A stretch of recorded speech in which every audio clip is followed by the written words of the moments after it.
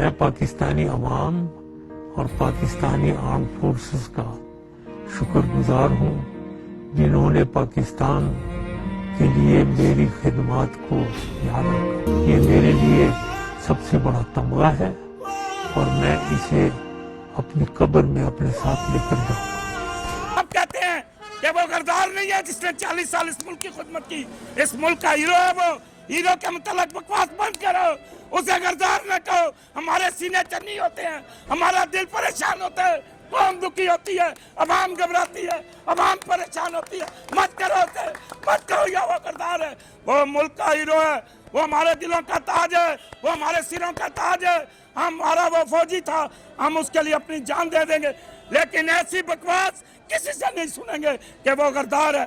वो कानून शिकन हो सकता है, गलती कर सकता है, क्योंकि हम आदम की औलाद हैं और आदम नबी थे और उनकी औलाद से गलती हो सकती है, लेकिन ये ना कहें कि वो गद्दार है, क्योंकि उसने मुल्क की खिदमत की है, कौम की 40 साल खिदमत की है, अपनी जानों के नजराने पेश किए। तो ये हमें बात पसंद नहीं है और ये हमें दुख देती है और इस बात से हमें तकलीफ होती है। खुदा रहा आप भी ये बात ना कहें कि वो गद्दार है। वो कौम का हीरो है, वो कौम का ताज है। उसने कौम की खिदमत की है, मुल्क की खिदमत की है। कत्ल की FIR काटा नवाज शरीफ पे। जज ने जनरल परवेज मुशर्रफ साहब के खिलाफ फांसी का फैसला सुनाया। वज़ीर आज़म इमरान खान ने उनके खिलाफ रेफरेंस दायर करने का हुक्म दिया। क्या कहते हैं इसके बारे में? बिस्मिल्लाहिर्रहमानिर्रहीम जी, पहले ये सवाल जो है ना जी आप बाद में करना, पहले मैं अपनी कौम को एक खुशखबरी सुना दूं कि जी माशाल्लाह इनके 10 लाख वो फॉलोवर हो चुके हैं जी और ये बड़े मेहनती बच्चे हैं जी, इन्होंने बहुत काम किया है जी। और ख़ास करके PTI के लिए मैं इमरान खान साहब से भी गुजारिश करूंगा, कौम से भी गुजारिश करूंगा, अपने मुल्क के तमाम रहने वाले, दुनिया के तमाम रहने वाले लोगों से गुजारिश करूंगा कि इनका चैनल जो है वो सब्सक्राइब करें जी, और ताकि ज़्यादा से ज़्यादा इनके फॉलोवर बने। और इन्हें माशाल्लाह इन्होंने 10 लाख जो है ना जी वो इनका आज खुशी का दिन है। मुझे रास्ते में इन्होंने बताया, मेरा बड़ा दिल खुश हुआ।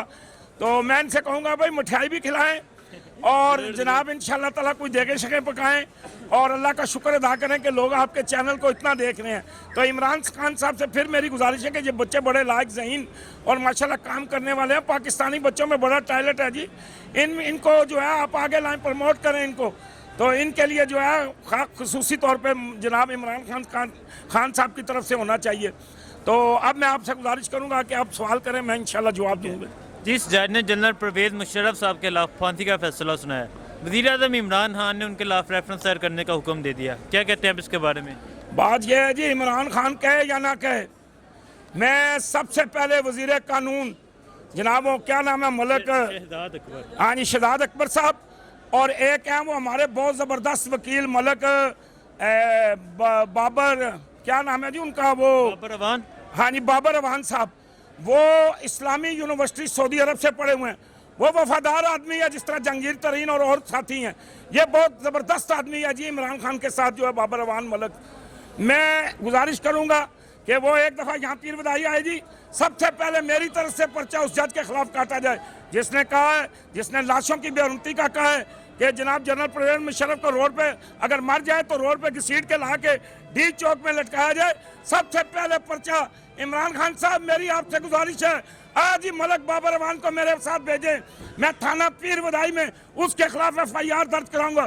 कौम निकले जी, हर तहसील में, हर जिले में, हर सूबे में, पाकिस्तान में, पंजाब में, बलोचिस्तान में, कश्मीर में, हर थाने में उसके खिलाफ FIR काटी जाए कि उसने लाश की बेरुमती का कहा है जी।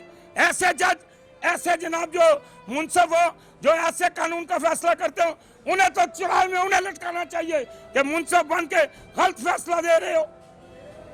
ठीक है, नहीं उन्होंने ये जो बयान दिया कि उनकी लाश को घसीट के लेके जाएं, 3 दिन डी चौक लटकाएं, क्या कहते हैं आप इसके बारे में? ये दुनिया के किसी मजहब में नहीं है जी।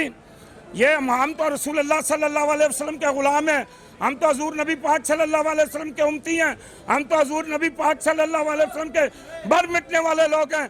ये गलत फैसला किया है जी, ये उस जज ने गलत फैसला दिया है। ठीक है, वो मुजरम है, उसे सजा दो, लेकिन एक दो बातें याद रखो, एक तो वो गद्दार नहीं हो सकता, दूसरा लाश की बेरुमती जो है ना वो बयान दिया वो गलत है। उसके लिए हम FIR कटवाएंगे, अदालतों में जाएंगे, अदालतों का दरवाज़ा खटखटाएंगे कि मुंसफ इस तरह कर रहे हैं, जिन्होंने फैसला करना है वो लाशों की बेरुमती कर रहे हैं। उनके खिलाफ तो फौरी तौर पे FIR। बाबर रवाना हो, मैं तुम्हारा इंतजार कर रहा हूँ। सबसे पहला पर्चा थाना पीर वदाई में मैं अपनी तरफ से कटवाऊंगा उस जज के खिलाफ। ठीक है, तो ये बताएं जनरल परवेज मुशर्रफ साहब की इस मुल्क के लिए क्या खिदमात हैं? बहुत खिदमत है जी। जिस शख्स ने अपनी 40 साल, मैं कहता हूँ वो तनख्वाह लेता रहा, वो तनख्वाह उसकी जूती के बराबर नहीं थी।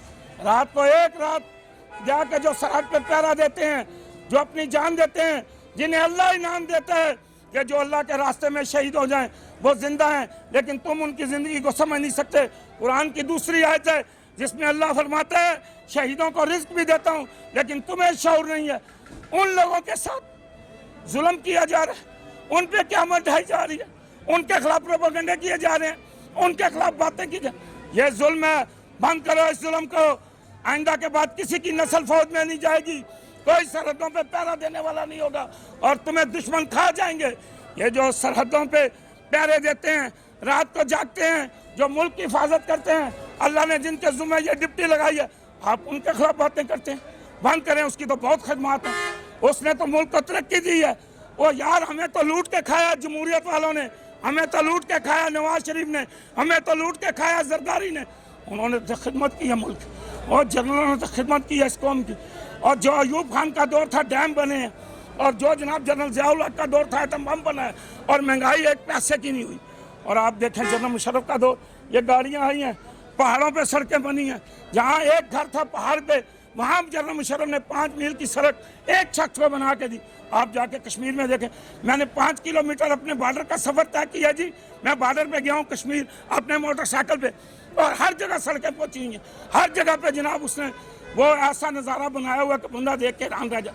ये जनरल मुशर्रफ के कारनामे हैं। और कारगिल उसने फतह किया जी, हमने कारगिल ले लिया, कारगिल की हम जंग जीते हैं, और नवाज शरीफ ने पीछे से छुरा घोंप दिया। वो 65 की जंग का हीरो है जी, वो 71 की जंग का हीरो है जी। उसकी गोद में एक बंदा शहीद होता है जी, उसका नाम बिलाल था। तो जब बिलाल की रूह निकल गई, शहीद हो गया, दुश्मन ने गोला मारा और जनाब उसको छन्नी छन्नी हो गया गोलियों से, तो जनरल मुशर्रफ ने वहाँ ऐद किया कि मैं अपने बेटे का नाम बिलाल रखूंगा। वो तो फौजियों से प्यार करने वाला था, वो तो फौजियों से मोहब्बत करने वाला था, वो तो फौज के लिए मरने वाला था। वो तो अजीम जनरल है जी, जिसके मतलब अल्लाह उसको सेहत दे, जिसके मतलब ये प्रोपेगेंडे करते हैं, ये बातें करते हैं, ये ऐसी गंदी गुफ्तगू करते हैं, ये उसे ऐसी सजा देना चाहते हैं कि उसको मरने का, उसे तो इनाम देना चाहिए। ये बच्चे खड़े हैं, ये कहाँ जाएंगे फौज में? ये कहेंगे कि फौज का ऐसा जनाब बाद में सिला मिलता है। ये गलत काम हुआ है। ठीक है, एक तरफ अदालत ये बयान दे रही है जनरल परवेज मुशर्रफ साहब गद्दार हैं, दूसरी तरफ जनरल आसिफ गफूर वो कह रहे हैं कि मुशर्रफ किसी सूरत गद्दार नहीं हो सकता, उन्होंने 40 साल इस मुल्क की खिदमत की है। आप क्या कहते हैं? जनरल आसिफ गफूर ने जो कहा है सही कहा है। वो क्या कहेगा जी? हम सब कहते हैं कि वो गद्दार नहीं है जिसने 40 साल इस मुल्क की खिदमत की। इस मुल्क का हीरो है वो। हीरो के मतलब बकवास बंद करो, उसे गद्दार न कहो। हमारे सीने चन्नी होते हैं, हमारा दिल परेशान होता है, कौम दुखी होती है, अवाम घबराती है, अवाम परेशान होती है। मत करो उसे, मत कहो या वो गद्दार है। वो मुल्क का हीरो है, वो हमारे दिलों का ताज है, वो हमारे सिरों का ताज है। हमारा वो फौजी था, हम उसके लिए अपनी जान दे देंगे, लेकिन ऐसी बकवास किसी से नहीं सुनेंगे कि वो गद्दार है। वो कानून शिकन हो सकता है, गलती कर सकता है, क्योंकि हम आदम की औलाद हैं और आदम नबी थे और उनकी औलाद से गलती हो सकती है। लेकिन ये ना कहें कि वो गद्दार है, क्योंकि उसने मुल्क की खिदमत की है, कौम की 40 साल खिदमत की है, अपनी जानों के नजराने पेश किए। तो ये हमें बात पसंद नहीं है और ये हमें दुख देती है और इस बात से हमें तकलीफ होती है। खुदा रहा अब भी ये बात ना कहें कि वो गद्दार है। वो कौम का हीरो है, वो कौम का ताज है, उसने कौम की खिदमत की है, मुल्क की खिदमत की है। अगर वो आपको याद नहीं है, आपको पता नहीं है, नवाज शरीफ ने कहा कि जहाज हिंदुस्तान ले जाओ, चीफ ऑफ आर्मी स्टाफ बैठा हुआ है, और गद्दार तो नवाज शरीफ है। फांसी लगाना है तो नवाज शरीफ को लगाओ, जिसे तुमने हीरो बना के, बीमार बना के और जनाब बाहर भेज दिया है। और वो जनरल परवेज मुशर्रफ त्यारे में बैठा हुआ और नीचे से जनाब पैगाम भेज रहा है कि त्यारा इंडिया ले जाओ। पायलट कहता है त्यारे में पेट्रोल खत्म हो गया। तो फिर हमारे कोर कमांडर, मैं उन्हें सलाम पेश करता हूँ, उनमें जनरल अब्दुल अजीज, उनमें जनरल जहांगीर और दूसरे और वगैरह कमांडो थे और हमारे कोर कमांडर थे। उन्होंने जनाब वो जहाज़ कराची से आगे जाके वहाँ उतारा और जनरल मुशर्रफ को जिंदा, वो ये तो मारने वाला था, कत्ल की FIR काटा नवाज शरीफ पे, हीरो को तकलीफ ना दो, ये हमारे दिल दुखते हैं, हमारी जान जाती है, वो हमारी आन है, हमारी शान है। पाक फौज हमारी ISI से दुनिया का हर मुल्क डरता है, हम अपनी ISI के लिए जान दे देंगे। आप कहते हैं ना ISI कौन है, ओए हमें ISI जो मुल्क का वफादार है, जो मुल्क की खिदमत करने वाला है, जो पाकिस्तान से मोहब्बत करता है, वो ISI है। ठीक है, तुर्की के सदर ने यह बयान दिया। मैं वज़ीर आज़म इमरान खान की मजबूरियाँ समझता हूँ। वज़ीर आज़म इमरान खान साहब ने इसलिए कॉन्फ्रेंस में शिरकत नहीं की, सऊदीया ने इमरान खान को जो 40 लाख मुसलमान बशिंदे पाकिस्तानी वहाँ मौजूद हैं उनको निकालने की धमकी दी है। इसके बारे में क्या कहते हैं आप? देखें जी, ये हम समझते हैं कि सऊदी अरब जो है वो इंडिया से दोस्ती रखना चाहता है, क्योंकि वहाँ से सब्जियाँ आती हैं, वहाँ से मिर्चें आती हैं, वहाँ से हल्दी आती है, वहाँ उनकी तजारत है, वहाँ उनका कारोबार है। वो पाकिस्तान को तो एक मांगता समझ रहे हैं जी, लेकिन क्या करें, हमारी मजबूरी है। और ये अच्छा फैसला किया इमरान खान ने, क्योंकि लाखों करोड़ों हज़ारों लोग बेरोज़गार हो जाते, तो उन्होंने फिर वो जो है तुर्की के बादशाह सदर की बात ना मान के, ये है कि इंशाअल्लाह ताला वो भी चलेगा। वो भी इस पूरी कौम समझती है कि ये कौम की क्या मजबूरी थी और क्या वजह थी।